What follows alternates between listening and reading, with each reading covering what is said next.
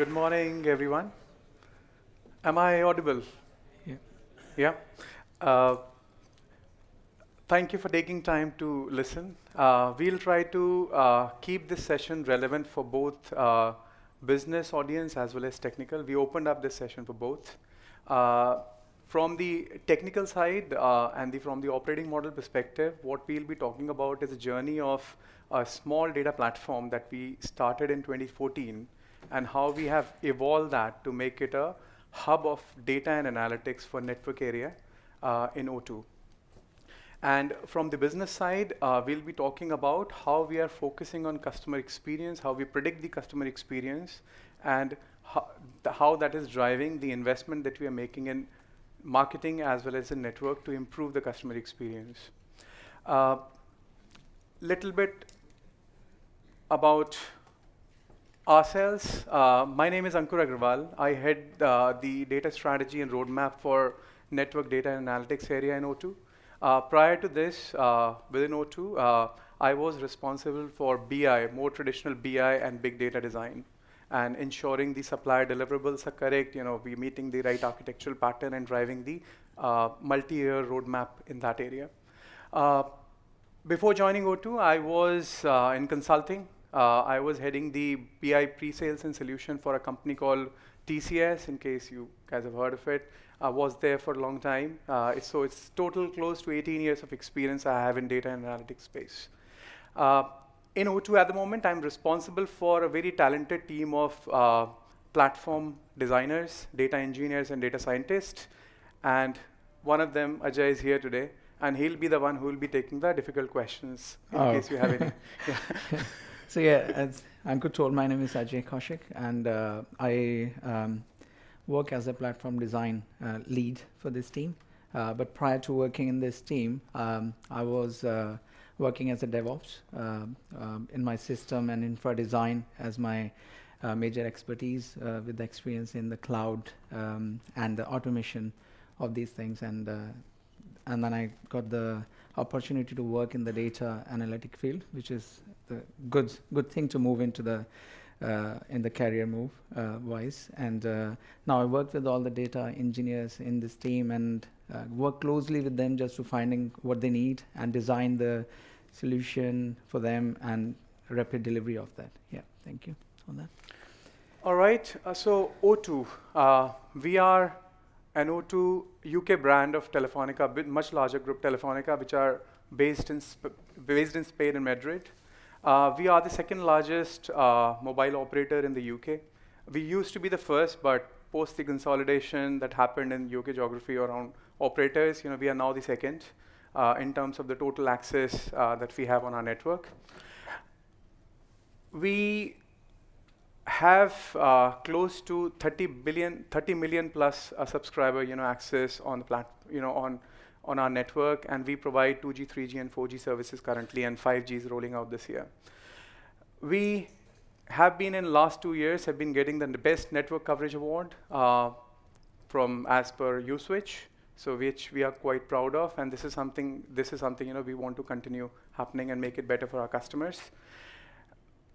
In addition to our own customer base, we are also we have opened up our network for MVNOs like Sky, may have heard of, GiftCaf, who is our subsidiary, and we also have Tesco Mobile, who is our 50-50 joint venture. Before I get into any more further slides, how many people are here from telco background here? Before I get into, okay, so decent population, and as you as well, right? So we are mainly a postpaid driven market, quite a saturated market. Only way we grow is if we actually continue to retain people and invest, mine our customers even more. It's a postpaid driven market, so once the customer has taken the connection, they hardly interact with O2 apart from using the services that we provide through our network. And one of the areas that O2 as a company has been focusing for the last many years is to improve the experience of the customer in all possible ways that we can influence to retain them and to basically help them, guide them buy more services. So one question to you, what once you have taken a postpaid connection, what matters to you more? Whether the network quality of service that you get, are you getting a good Facebook, YouTube download speed, or whether you interact with customer service agent? What kind of you deal with more? Is this network quality? I mean, is this network that that impacts your experience on a day-to-day basis? Because that's where you engage all the time. And this is one area that we'll be talking about, how we have actually taken that focus area and to take as a guiding light to improve our customer satisfaction index and keeping customers with us. I'm talking about something which we started in 2014, where we thought that to improve the customer experience, we need to focus on the customer network experience first before we delve into the other areas like billing, customer services. What we needed is a big data platform. The network area continues to generate number of events, and the data almost multifolds, every year that passes by. So what we needed is a big data platform. Before we had this big data platform, most of the analysis that was being done to measure the customer experience was done manually, looking at multiple performance, radio applications or core applications, and it was time consuming, and it was just not possible to sustain with the kind of volumes we were getting. The second thing is the correlation of data that you get from the network, especially what you get from user plane or from data plane, from control plane. It was impossible. Giving non-telco guys an example of, if you are watching a YouTube video or you're doing a WhatsApp texting, where you were at that point in time. You could be driving, you could be in a train, you could be at home. So these two events come from two different sides of the network. And to measure your customer experience as to where you are to improve a particular network element, we had to correlate these two events, and which is a very complex enrichment because this is a time-based correlation. And both platforms generate two different kind of data sets. So what we are talking about is a very large volumes, very complex enrichment, and all that has to be done in real time. Because if you have a problem now, there is no there's no point trying to fix the problem once the event has happened. We want to fix it as it is happening. Another thing, we don't like spending money. So whatever we had to build, it had to be sustainable with a very low cost, and that was the biggest focus. And second is that there are so many ways that you can actually read the data from the network and correlate this. So what we wanted to do is to standardize and make consistent business rules that we can correlate. So if I'm saying customer is activated, not activated, we have a clear definitions based on what's coming from the network logs.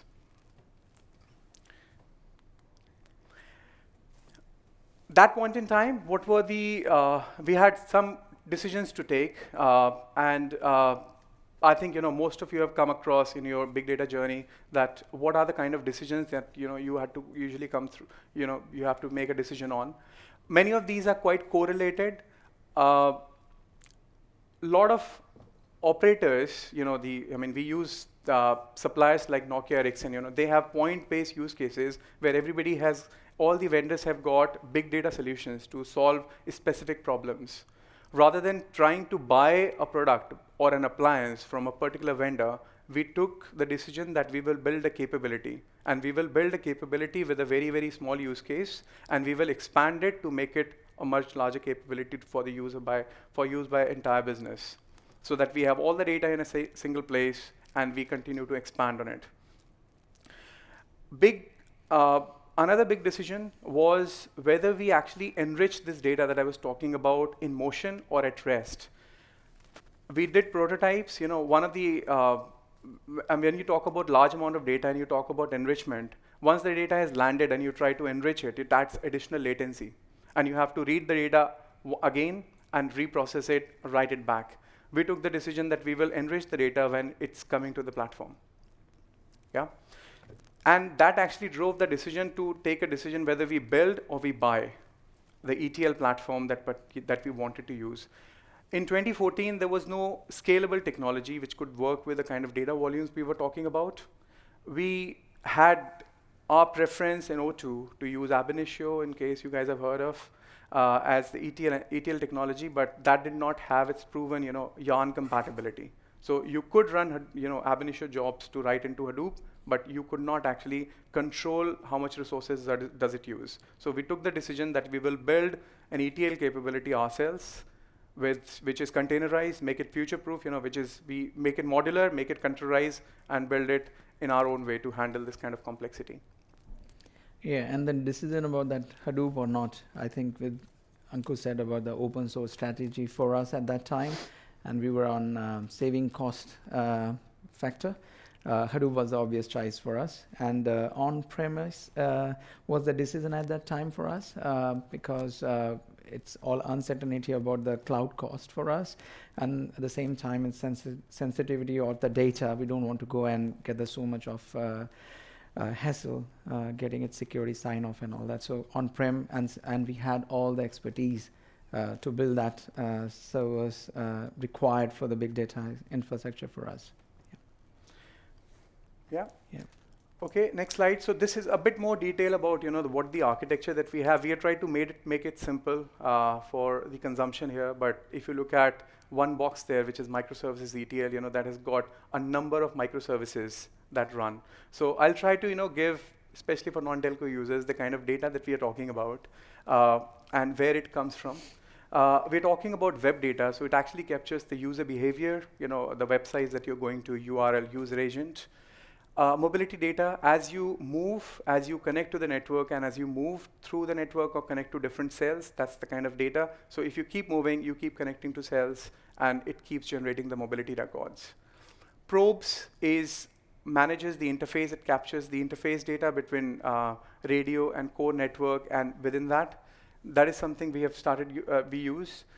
DPI is deep packet inspection. So this is the data where we look into the kind of content browsing that you're trying to do, and that also gets captured here. It identifies the kind of protocols you're using, YouTube. We identify the biggest popular protocols here. In addition to a number of these large amount of data which network generates, there is a lot of reference or customer data that also gets ingested, and things like GSMA, that device catalog. All the devices which are registered on on GSMA to tell us whether the device is 2G, 3G, 4G compatible, which band does it support, and what manufacturer, etc. What manufacturer information on that. Surveys, probably I'll cover it later, and we also have this alarms and tickets data to identify whether the problem already exists in the network to correlate with customer experience. And of course, the CRM data which comes from the CRM platform. And this data, one of the focus that we had is that we will not stress the network to capture this data. We will reuse the network log in whichever form they are generated from the network. And as you can see on the bottom, we have all type of examples, JSON, streaming, and binary formats. And we have used our own parsers, parsers either provided by the supplier or parsers built by us to make sense of that data. All this data, except some batch, continuously streams in the platform, and there are some volumes mentioned there. And the way it gets ingested, we have a microservices-based ETL that has got predominantly 3 layers.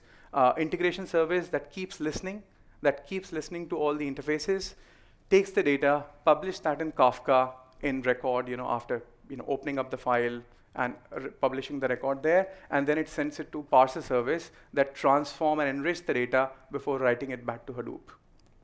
Yeah, this is used for very, very large amount of data, but we also have introduced HDF for more dynamic data injection, which does not require very, very heavy lifting currently. So what we use so that our technical analyst can quickly ingest some data to HDFS for data science consumption or for very, very specific use cases.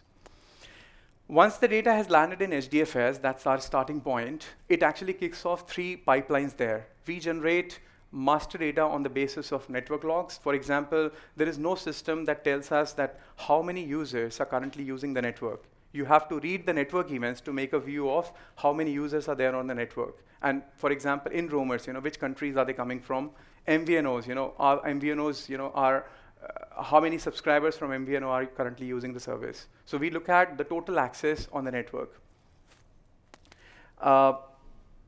The one pipeline, a simple view, is around KPI generation. There is a pipeline, mainly using Spark that generates the KPI and put that aggregated view there.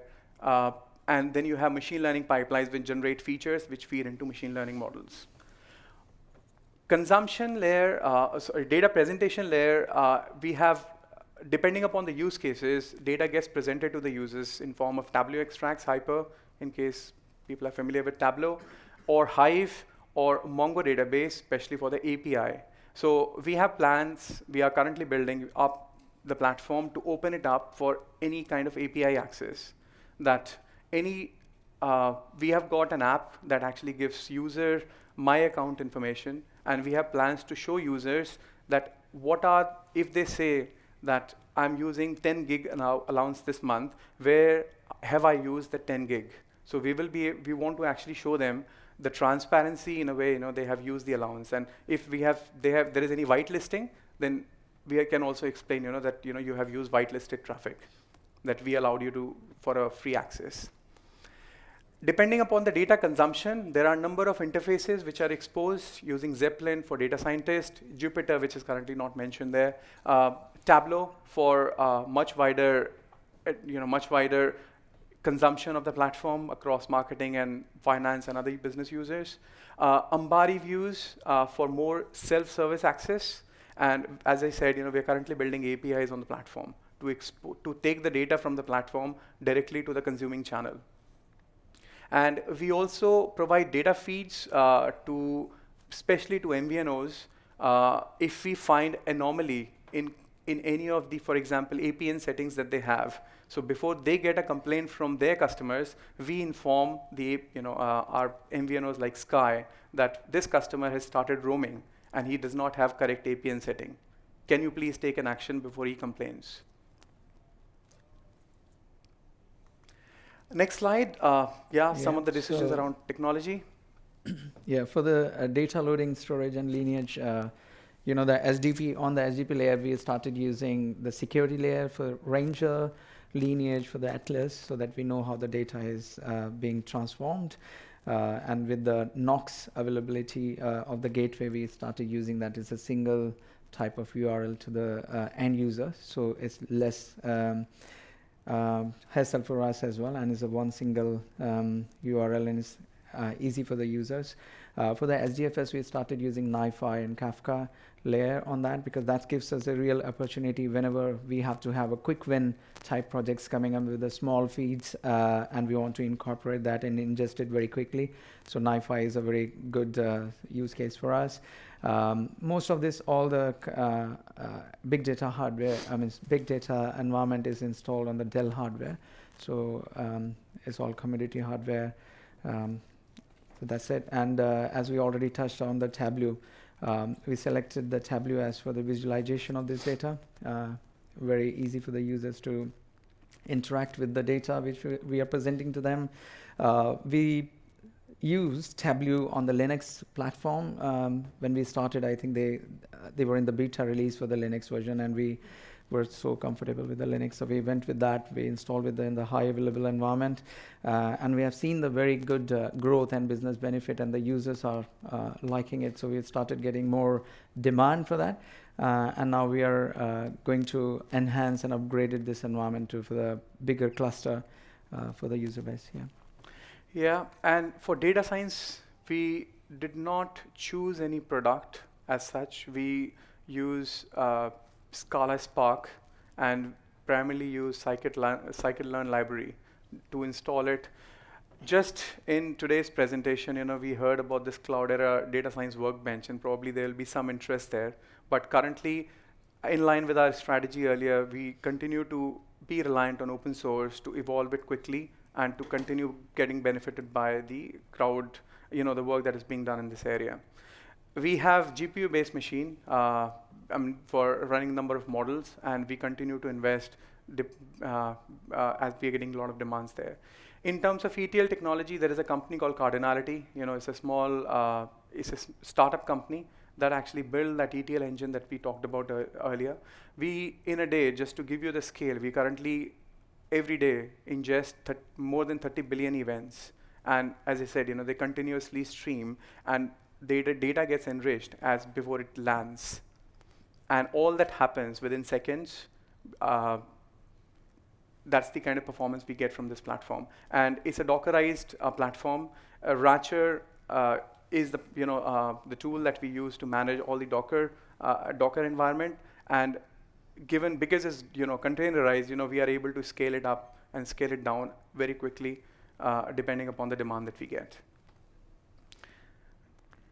The next is how we evolved from 2014. As he said, 2014, we started very small, and just 40 nodes. I mean, that's what we call small, where we started building this platform for a very specific use case to basically get away from drive test. So people who are, who are from telco know that to measure the experience quality of, customer quality of service, we have physical drive tests where the vehicles with antennas on top run around, go around the geography, and they capture the experience that customer get from the network. And that information is then correlated by them and submitted to operators to look at various areas where the experience needs to be improved. Quality of service needs to be improved. We thought that we will build a virtual drive test environment where we will measure ourselves what our customers are experiencing, that we will actually aggregate, we will correlate the customer experience to create a quality of service experience for a particular network element. And that's how this platform started. And given the sensitivity of data that we are talking about, we are talking about, it's like a Big Brother watch, we know the kind of URLs, etc., URLs customers are going to, which location they're on. We made a conscious effort to encrypt the data before it lands, so that in case we need to give access to the platform to anybody, the data is not accidentally exposed. We do have algorithms, to do a reverse hashing, but that is on very, very rare use cases. Once the data has started flowing in the platform, it has started generating a lot of interest. And one of the area that we in 2015-16, O2 wanted to build digital products, and one of the few digital products, for example, Smart Steps. Some people may have heard. This is around crowd analytics, where we use the data from the platform to retailers to plan their stores, because this platform or this analytics can tell them where the users are concentrated at a particular time. Are they taking specific journeys from point A to point B? So it helps retailers, it helps transportation companies to optimize the journeys that they have, optimize the bus routes. And we are also kind of expanding it to even within the malls, try to make intelligent or smart billboards where, depending upon the concentration of people within the mall, it actually changes the advertisement because it knows the kind of interest that people are actually roaming around in that area. So we started in 2014, and in 2015, 2016, with this kind of digital propositions, it started, giving return on investment already. And that actually generated buy-in from our stakeholders to invest more in the platform and to expand this capability even more. In 2015-16, we found out, amazing insights around revenue assurance. We found out people who were using, who were doing whitelisting abuse, people not paying the money, but using the whitelisted traffic and doing a tunneling on the back of it to use the data without paying for it. The other areas was third-party advertising. So we had a company called Weave in the UK, which used to do in-app advertising. So if you're watching an app, it used to kind of show you relevant apps. And data from this platform was used to kind of personalize the content which was being displayed in the in-app advertising. I mean, that Weave does not currently exist. It was closed after GDPR. There is probably some correlation there. During that time, we also started collaborating with our colleagues who are in the building next door. There's a beautiful building of Telefónica next door, which houses our Telefónica research group. And that's where we started collaborating with them to actually go from this network quality experience to customer experience view. How can we evolve this network quality experience to a customer experience? I mean, if we ask the customer, will he say I'm happy or unhappy with the kind of experience I'm getting from the network? And that's the work that we started doing in 2015, and that's when we put machine learning capability on the platform.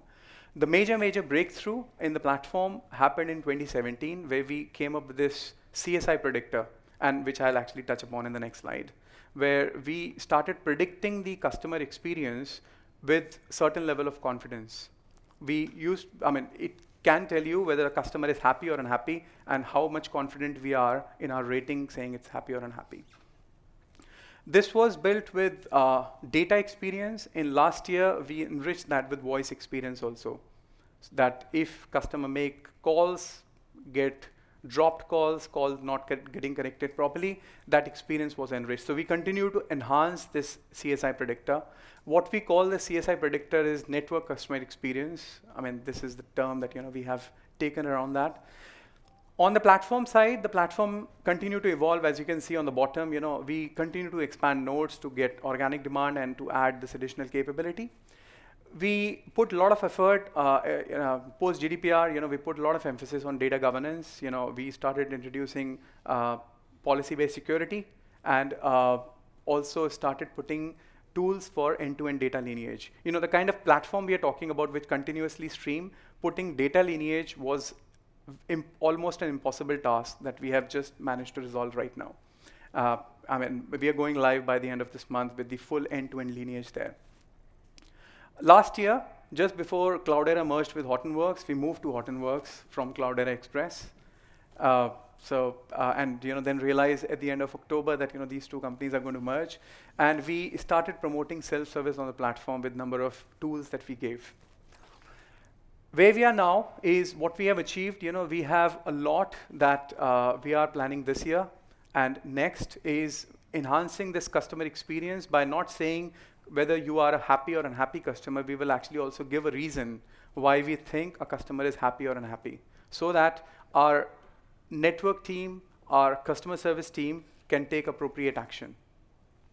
Yeah. So, and we will also do this simulation of experience, that what is the tipping point when customer becomes happy or unhappy? What are the measures? Is dropped call more important to me, or is a data experience more important to me?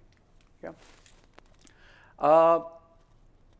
Data APIs, we mentioned that we want to not just use traditional tools to expose the data. We are building APIs on the platform to expose it to customer journeys,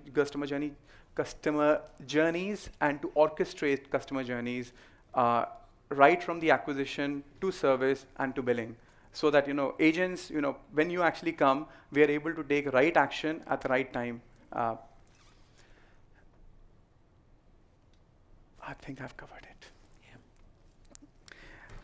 Drilling a bit more in how we predict customer experience, and what are the data sets that we use, how we calculate metrics. So the data that we currently use for predicting the CSI customer, from network perspective, is we use web logs. Mention it's the web experience that you have. It has got all the key metrics: throughput, latency. IPFR, which is the layer 4, which is the transportation layer in OSI model. Magnet is the cell site data, cell site reference data as to where the customer is located. MME, mobility, is a mobility platform that provides us the mobility area that, is the mobility impacting customer experience? Are the people more happy or unhappy who are moving or who are stationary? We have data coming from RKNM, which is probes, and GSMA is the kind of device-based experience as well. Are people with low-end device complaining more of their customer experience, or people with high-end device are complaining less? And couple that with CRM data. So we know if we find if we find customers who have bad experience, how do we focus our energy to improve that experience by compensating them more? That's why we use CRM data. Generate a number of analytics like web analytics, mobility analytics, using Spark predominantly, and that actually generates feature tables, and that's where we, using all this data set, we create close to 450 metrics, which are called feature in data science speak, and we create these metrics every day for every customer, and then they get aggregated to create this aggregated view of feature table. So what we currently don't do is we don't predict your experience based on the absolute, based on the instant experience. We normalize your experience for last 7 days. And that's the decision we took to predict a normalized customer experience, to predict customer experience with this normalized data set for last 7 days. It goes into machine learning model to come up with that score of happy or unhappy with the confidence level. What we used to, I'm talking about machine learning, and one of the data set that you need is a ground truth. That how am I confident that what I'm predicting is in line with what customer is telling us? So what we actually do in the UK is we actually do postcode-based surveys every week to ask, do the sampling of the customers to ask them 6 questions about their experience of their network. It relates to coverage, it relates to their voice experience, data experience, and the comments field. And we use that data set to train and test the model. That data set also has got a comments area, and that's where we apply natural language processing to identify an area if customer is giving us any specific information about what to improve and when to improve. All this information gets exposed via Hive to Tableau for our user consumption. Now that we have the CSI Predictor, the kind of benefits we are able to generate with this and how we are able to continuously improve customer experience is re-emphasizing, reinforcing the message by marketing where we find customers' experience has improved over a period of time. So we are just trying to reassure that, yes, we are doing everything from our side to continuously improve your experience. What we have also found is that customers, when they are happy, they don't usually talk about it. And therefore, just to make them talk about it, we find these users where they are located, and that's where we actually place these billboards which says O2 provides you the best network coverage as per Uswitch, so that people who are happy, they see this and they talk about it. And this actually really, we've seen that that actually does make more than a 1% kind of, more than a percent kind of improvement in the customer experience. Yes, post-disruption targeting. Last year we have had a couple of disruptions in the network, and rather than reaching out to everybody, kind of a scattergun approach to apologize, we use the NCX scores, customer experience scores, to contact the customers based on the experience they've had in the past. And we are also thinking, a number of other propositions where we will try to contact customers who have not had best of experience by trying to compensate them either by the airtime or giving them, coffees or bouquets or whatever. Basically doing some push campaigning there. Customer services, we are trying to find the tipping point using NCX as the tipping point to identify the customer when the customer actually make a complaint or churn. Network, this was the original use case of why we actually built NCX, is to look at areas where we should put more investment into, whether it is in the radio area, in a particular area, any kind of particular technology.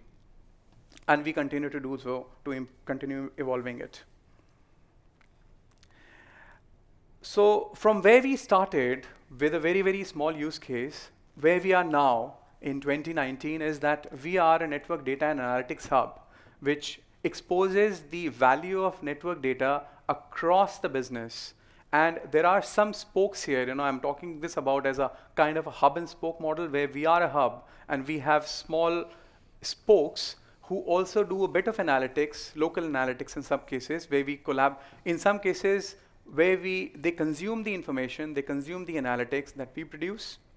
And in some cases, we actually collaborate with them to improve the analytics or to further expand the analytics. One example, we'll be meeting them today, later on today, is our Telefónica research team, who is the building next door, to jointly develop this anomaly detection module, which will, using artificial intelligence, will detect the anomaly and will automatically raise false, so that engineers, before the fault happens, can start investigating it.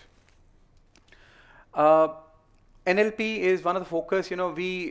Since the contact centers are more moving to digital, you have a lot of opportunity to do natural language processing to identify what really customer want. And this is where we are currently jointly working with other teams in O2 to evolve NLP. Digital area, there is a lot of focus that we are getting from smart steps and smart cities to make use of the analytics, and we are collaborating with them to develop digital propositions. Is one of the area that you always don't get is based on the customer behavior, what is their age? Because you can always buy a phone and give it to somebody else. So this is one area that we'll try to predict the age, infer the age of the customer based on the kind of interest we are seeing from their side. Yeah. Yes, we have learned our lessons.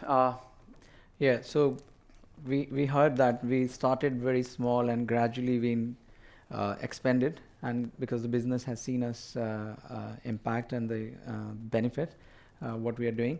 So when we started, I think we decided that since we started small and growing, we make a conscious decision saying we'll not be taking each and every data which is available on the network and fill up our big data, which is we start in gradually, and we really want to see that if it's really helpful for the business or not. So we started focus on the use cases. Based on the use cases, we define, okay, these are the data feeds we needed, and we are only consuming and ingesting that the feed so that we can use our resource which we have on hand and efficiently focus on the task in hand. So that's what our main criteria, and we are evolving with that. And now we have you have seen it.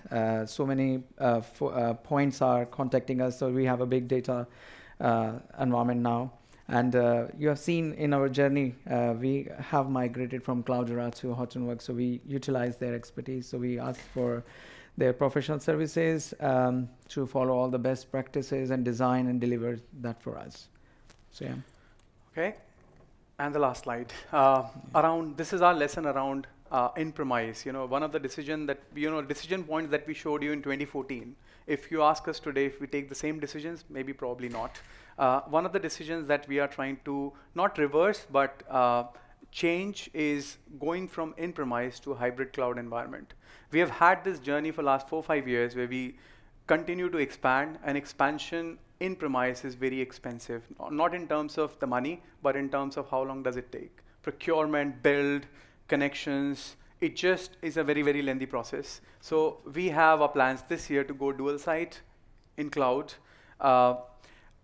Next, one of the challenges that we are finding with Hadoop, where the compute and resources, CPU is coupled, we find that we sometimes run out of CPUs. We sometimes run out of system resources while the disk is still not completely full.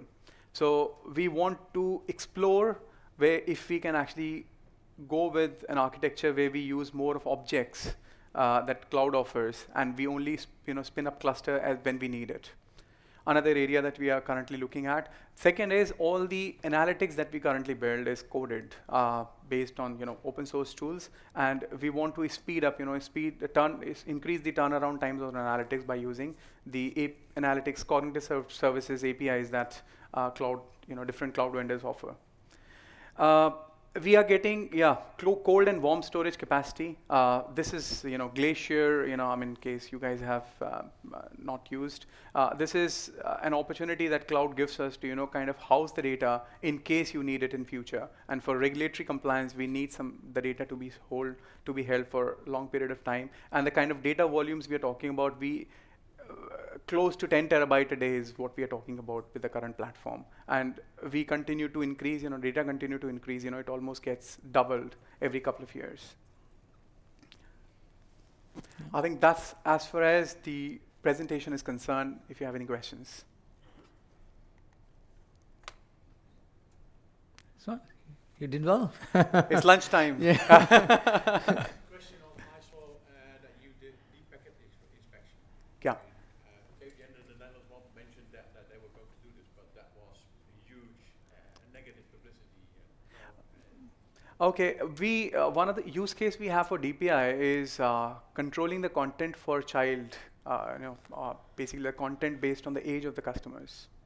And that is our predominantly use case. And there are, once you have done, I think we spoke in the morning that, we are a bit more relaxed in terms of being able to make use of the data than what you are. So, but since that moment, then deep packet inspection was a forbidden word, and don't mention it. All right, okay.